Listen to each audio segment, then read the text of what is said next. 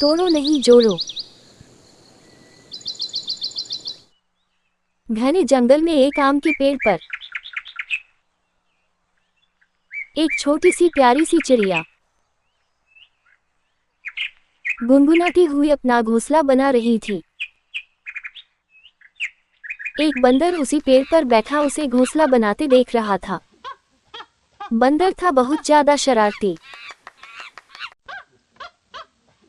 जैसे ही चिड़िया ने घोंसला बनाकर पूरा किया,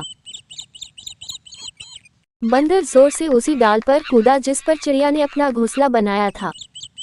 चिड़िया चिल्लाए, क्या करते हो बंदर भैया, मेरा घोंसला टूट जाएगा। मैं तो खाने के लिए आम तोड़ रहा हूँ। बंदर ने जवाब दिया। चिड़िया ने कहा,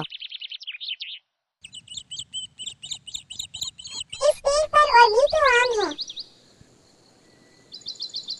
आप उन्हें खा लो। पर मुझे तो इसी डाली का आम खाना है। बंदर जिद्दीपन से बोला। चिड़िया चुपचाप अपने घोंसले में जाकर बैठ गई। लेकिन इस बार बंदर इतनी जोर से कूदा कि चिड़िया उछल पड़ी और उसका घोंसला जमीन पर गिरकर टूट गया। बेचारी चिड़िया ने आंसू पीते हुए सारे तिनके उठाए और दूसरी डाली पर घोंसला बनाने लगी। लेकिन जैसे ही घोंसला बनकर तैयार हुआ, बंदर उस डाली पर भी उछल कूद करने लगा। चिड़िया के रोकने पर उसने जवाब दिया कि मुझे तो अब इसी डाली के आम खाने हैं। आखिर वही हुआ जिसका चिड़िया को डर था, उसका घोंसला फिर से गिरकर टूट गया। चिड़िया समझ गई कि वह इस पेड़ पर नहीं रह पाएगी। वह उड़कर दूसरे पेड़ पर जाने लगी।